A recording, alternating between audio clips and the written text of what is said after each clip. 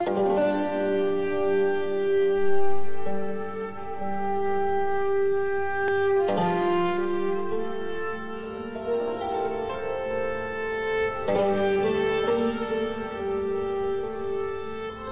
Moshe Idel, est-ce que la Kabbale est aussi, d'une certaine façon, une affaire provençale et languedocienne, puisque c'est au Languedoc que vont paraître un certain nombre de documents kabbalistiques, et j'aimerais que vous nous expliquiez comment, historiquement parlant, cela va se passer. La Kabbale a une histoire très longue. La période du Languedoc est une période très importante, mais c'était très court. C'est-à-dire, nous pouvons parler de maximum 2 générations. C'est le maximum. Mais ils sont importants parce que c'est le premier document. Mais ce document, c'est très énigmatique, très court, très difficile. Après, nous avons la période espagnole où les documents sont plus, comme dit, transparents. Que se passe-t-il à cette époque qui explique cette implosion, ce développement? Ce n'est pas si clair. Je crois que pour le moment, nous n'avons pas une explication historique claire. Nous pouvons parler en termes généraux, c'est-à-dire de dire que dans le XIIe siècle, il y a une renaissance dans l'Europe de l'Ouest, qui est vrai. Il y a surtout le fait que les intellectuels dialoguent entre eux. Oui, il y a un dialogue. C'est clair qu'il y a un dialogue, mais ici, je crois que l'influence n'est pas quelque chose de simple. De dire qu'il y a une renaissance européenne, et là aussi un autre côté de cette renaissance qui est juif. Et c'est vrai, ce n'est pas vrai dans le même temps. C'est-à-dire, je crois qu'il y a une influence, mais je crois qu'il y a aussi une réaction. Ce n'est pas une acceptation simple de nouveaux thèmes qui se trouvent dans c'est-à-dire l'amour courtois ou dans le catharisme provençal ou quelque chose comme ça. Et je crois que le jeu est plus compliqué.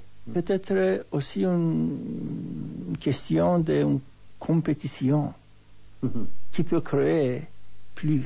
Ce n'est pas simplement dire nous devons copier, nous devons imiter. Il y a aussi des imitations et des influences, mais il y a aussi des réactions.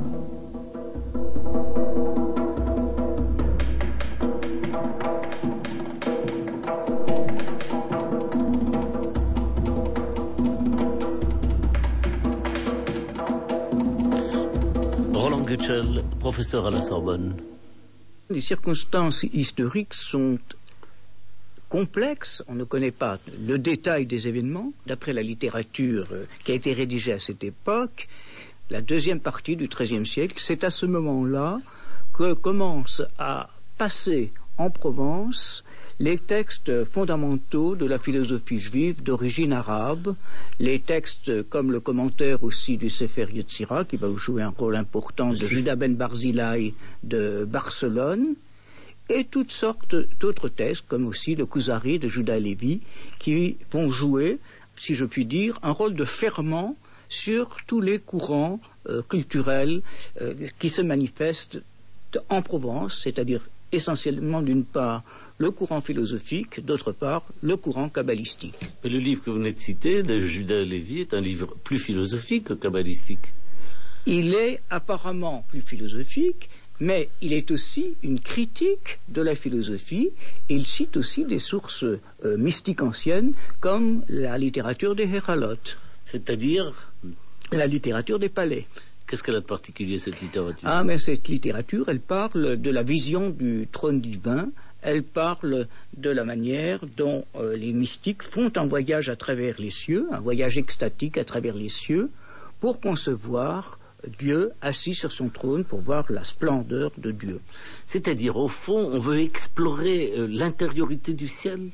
On veut connaître ce qu'il y a à connaître dans le monde supérieur, alors que peut-être aux époques précédentes on s'interdisait, comme nous le dit le Talmud dans Ragiga, une connaissance qui va au-delà d'une certaine limite. Là on veut déjà transgresser ces limites et faire une expérience plus élevée, si je puis dire, de ce qui se passe en haut. Alors le premier personnage qui qui peut être relié à l'histoire de cette Kabbale en Languedoc, dans le Languedoc et en Provence, c'est Abraham ben Isaac. Qui est Abraham ben Isaac? Abraham ben Isaac est le Dayan et le juge au tribunal rabbinique de Narbonne.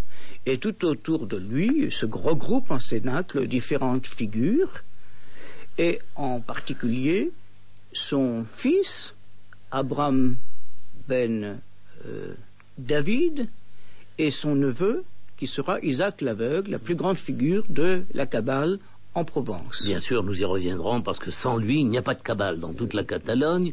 Mais restons d'abord un autre personnage qui est, on a parlé de Narbonne, Lunel aussi. Lunel également. Alors il y a là un grand maître qui s'appelle Jacob ben Shaoul, Jacob ben Shaoul, qu'on appelle Haperouche, c'est-à-dire le pharisien. On pourrait dire le pharisien, avec le sens tout de même au Moyen-Âge d'ascète. Alors c'est vrai que c'est un des rares personnages mystiques juifs qui vont vivre et qui vont avoir un style de vie ascétique, alors que ce n'est pas le cas des kabbalistes d'une manière générale. Vous avez raison, c'est-à-dire que, en fait, contrairement au monde chrétien, les mystiques ne sont pas des ascètes, au sens où ils se retirent dans un monastère ou dans un couvent.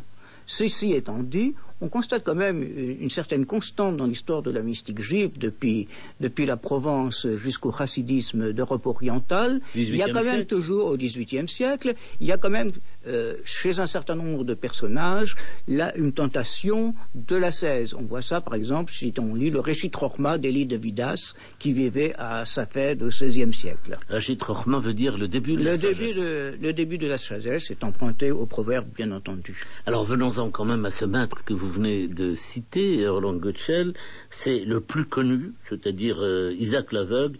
La tradition espagnole l'appelle Isaac el Ciego. La tradition hébraïque l'appelle Yitzhak Sageneor. Yitzhak par antiphrase. Oui, par antiphrase. On l'appelle le voyant parce qu'on sait qu'il était aveugle. Et on sait qu'il avait un don de reconnaître les lieux considérés comme saints, les lieux considérés comme impurs, évidemment au Moyen-Âge, les lieux considérés comme impurs, c'était par exemple les églises. C'est lui en tout cas qui va exercer la plus grande influence sur cette Kabbale à la sauce française, si j'ose m'exprimer ainsi. À la sauce provençale, je dirais, si pour parler de cuisine. Et la cuisine provençale, comme nous on le sait, est très savoureuse. Alors vous dites quand même dans le que sais-je que vous avez consacré à la Kabbale que c'est la figure centrale de la Kabbale languedocienne. Tout à fait, parce que pour la première fois, avec Isaac l'aveugle, nous avons un texte écrit de sa main qui est un texte de Kabbale théosophique. Et ce texte n'est autre chose que son commentaire du Sefer Yetzira. Le livre de la création. Le livre de la création ou de la formation. Il faut rappeler que ce livre de la création, de la formation, est un livre qui date de la fin de l'Antiquité. On ne sait pas exactement quand il a été écrit. Selon certains, c'est le patriarche Abraham lui-même qui l'aurait écrit. On ne prête qu'aux riches, parce qu'il est question d'Abraham à la fin du texte, d'une des versions du texte au moins. Mais il faut dire que dans le Sefer Yetzira, le Sefer Yetzira peut être considéré comme un livre fondateur de toute la pensée juive du Moyen-Âge. Nous savons qu'il a été interprété dans tous les horizons de la culture juive médiévale. Mais avec l'Isaac l'aveugle, nous avons en quelque sorte une rupture épistémologique. Pour la première fois, le Sefer Yetzira, elle est interprété dans le cadre d'une conception mystique qui est celle de la Kabbale théosophique.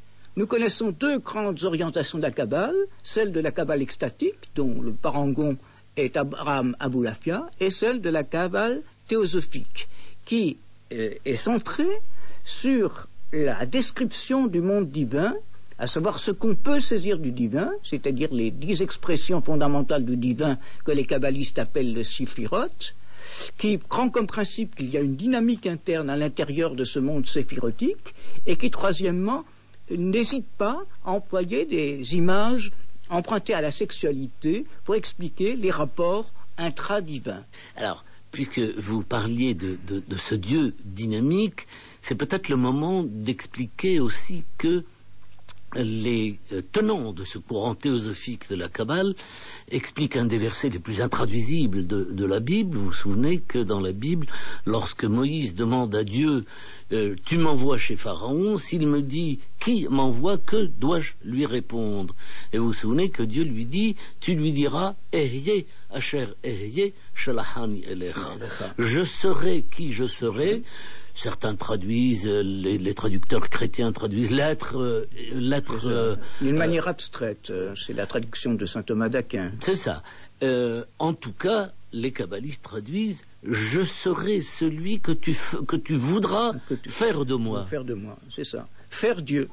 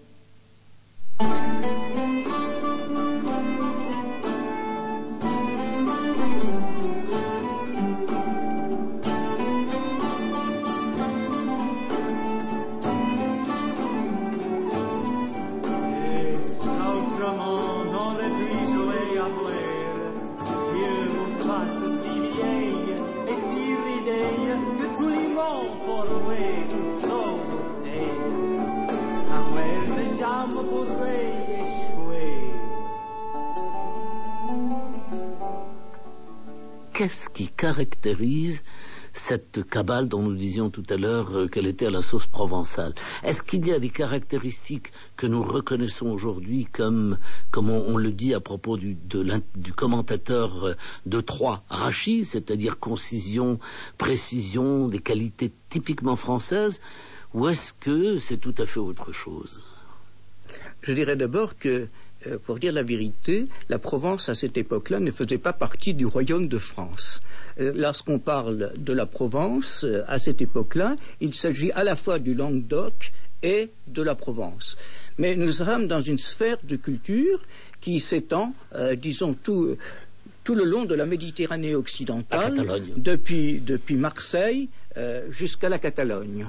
Et c'est d'ailleurs comme cela que va fonctionner le transfert de l'enseignement kabbalistique de Provence en Catalogne et ensuite en Castille. Et alors les grandes capitales de cette Kabbale provençale, languedocienne, catalane, etc.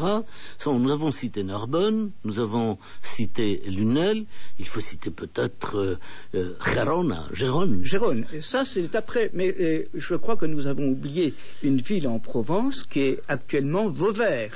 Oui.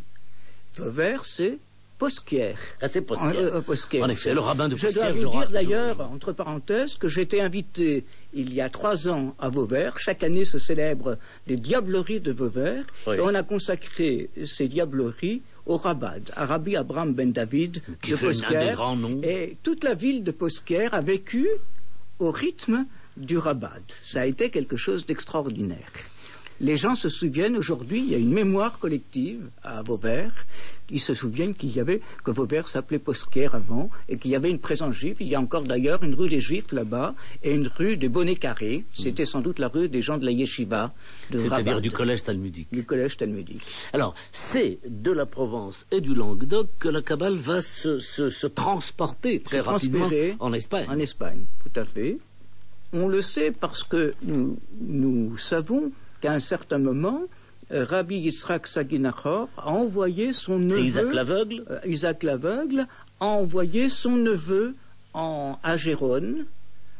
Son neveu s'appelle Asher Ben David, qui est lui-même un grand kabbaliste, qui a écrit plusieurs traités kabbalistiques, Parce qu'il faut savoir que tout le monde n'a pas reçu la Kabbale d'une manière positive. Il y a eu des résistances du milieu traditionnaliste d'une part et du milieu philosophique. Rationaliste, maïmonidien notamment. En particulier de Meir de Narbonne. Oui.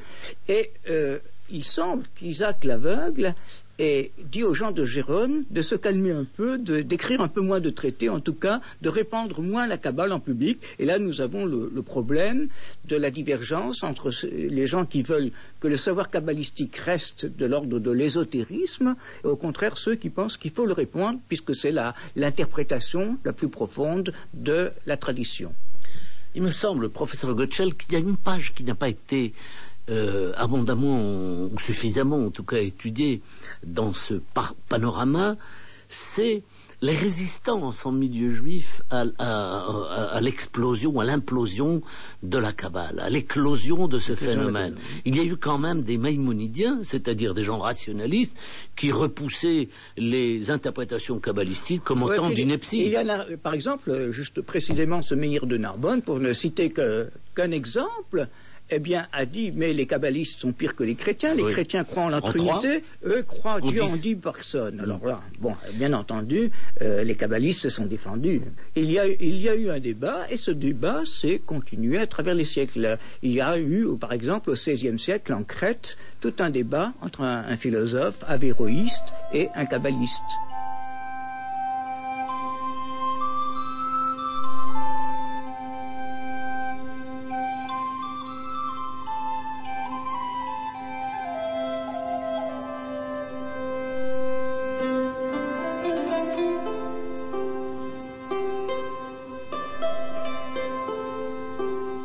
Madame Sirah, le livre le plus important de la littérature kabbalistique, le Zohar, c'est-à-dire le livre de la splendeur, est apparu dans l'Espagne du Moyen-Âge. D'abord, est-ce que vous avez une explication à ce phénomène? Pourquoi est-ce en Espagne que le Zohar apparaît pour la première fois?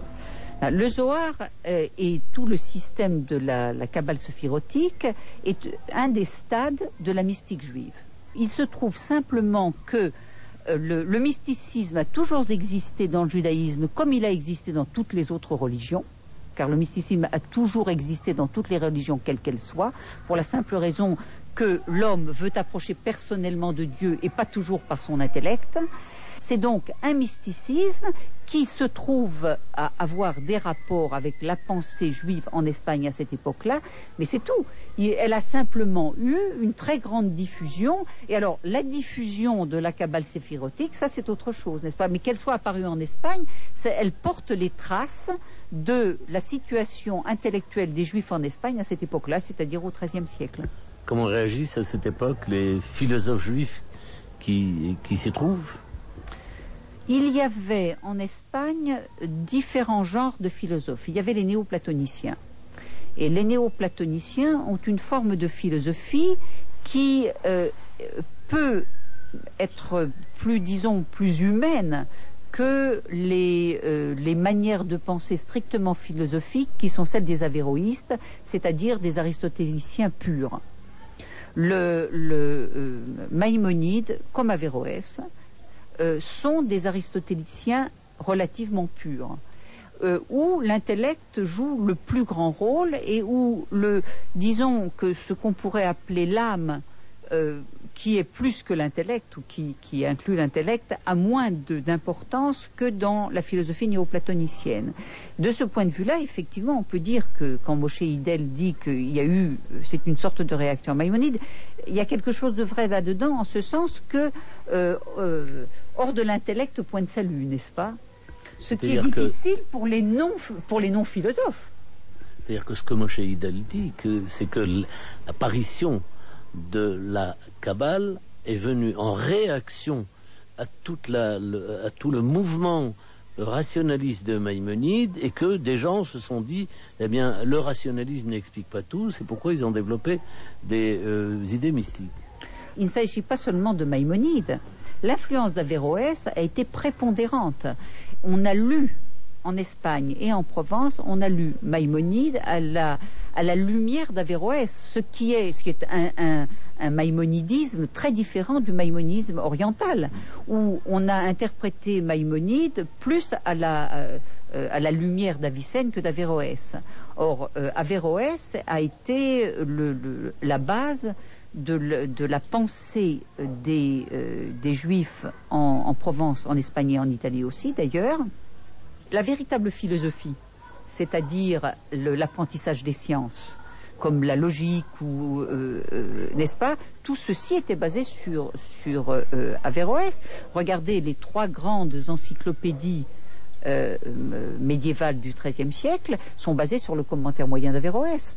Donc c'est une réaction contre une forme d'intellectualisme, c'est vrai, et c'est aussi quelque chose qui diffère de la philosophie de manière extrême, parce que la philosophie à l'époque, c'est la compréhension du monde.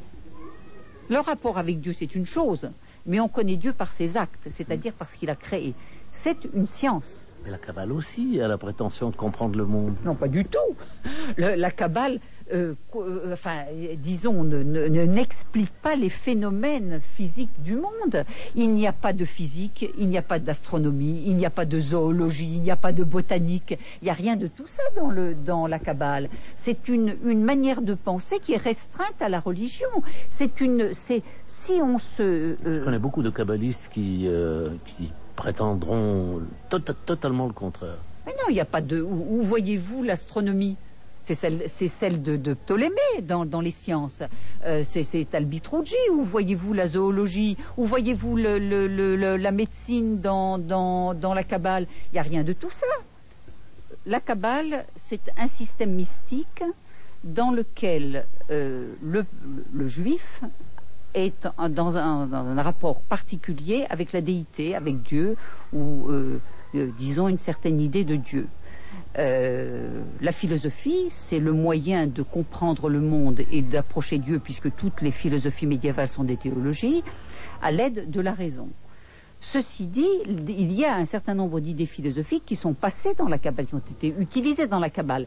Ça dépend. Par exemple, Aboulafia, dans le système d'Abraham Aboulafia, il y a une forme de mysticisme de la raison, et pour lui, l'intellect agent joue un très grand rôle, etc. Mais disons que la Kabbale, comme tous les mysticismes, ne sont pas des systèmes philosophiques et ne peuvent pas l'être, car le rapport que l'on a avec Dieu est un rapport qui n'est pas celui que l'on peut partager avec son prochain.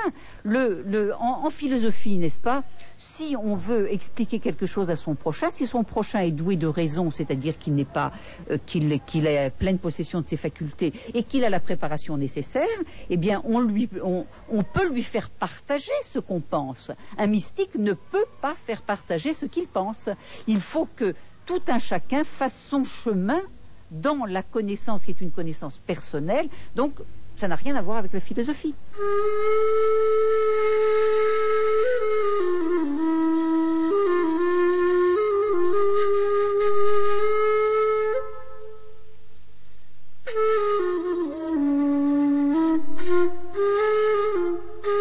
Toutes les expressions sur le corps de Dieu que nous lisons dans la Torah, comme main, pied, oreille, œil, et ainsi de suite.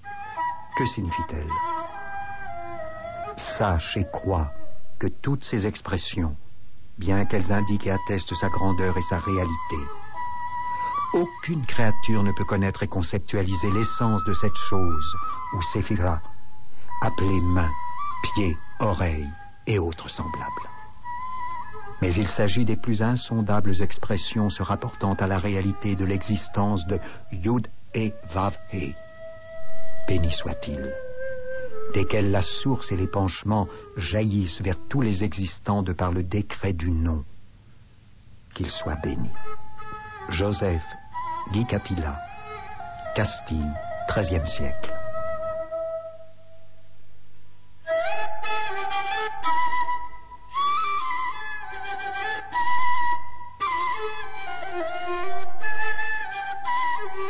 Madame Colette Sira, vous avez évoqué il y a quelques instants le kabbaliste Abraham Aboulafia, qui, comme chacun sait, était aussi philosophe, vous le disiez.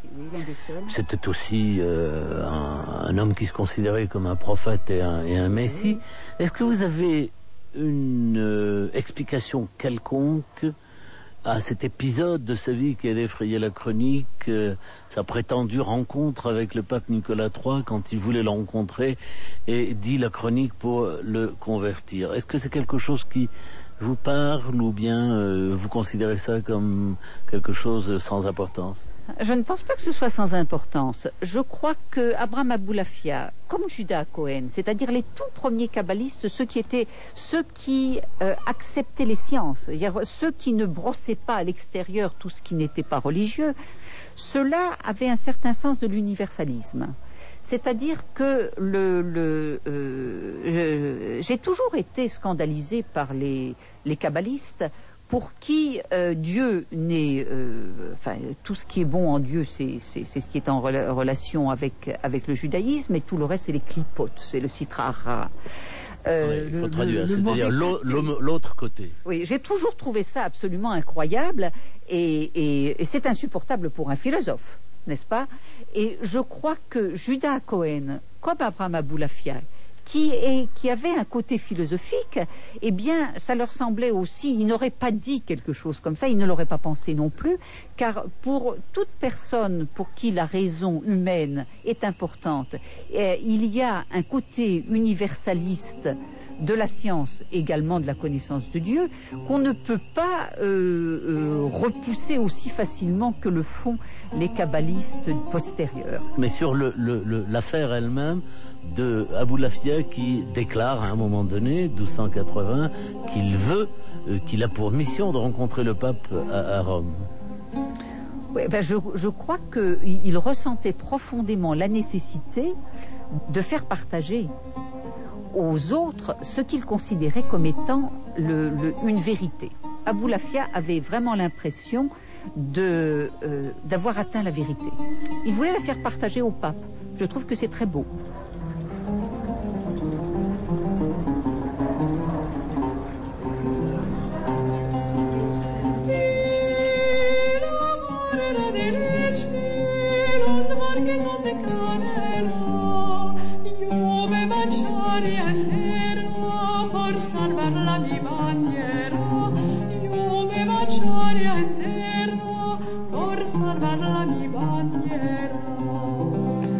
C'était Kabbale et kabbaliste. Aujourd'hui, la Kabbale dans le Languedoc et la Provence. Nos invités étaient Madame Colette Sira, philosophe, Moshe Hidel, professeur à l'Université hébraïque de Jérusalem, Roland Goetschel, professeur à la Sorbonne. Les lectures étaient faites par Jean Bollery. Mixage, Bernard Laniel et Antoine Anglade. Réalisation Anne Fleury.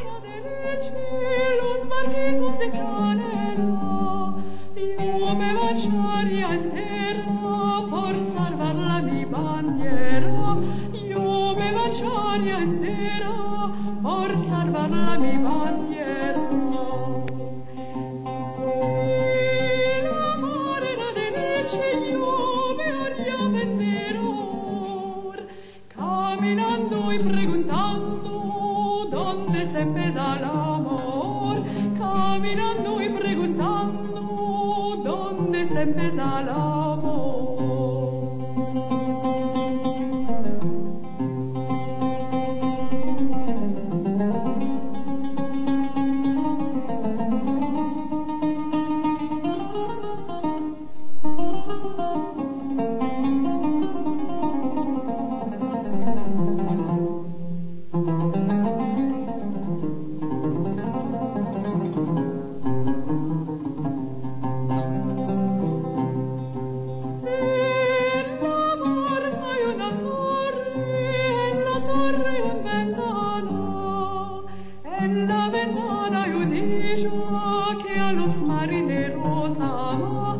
En la ventana io dico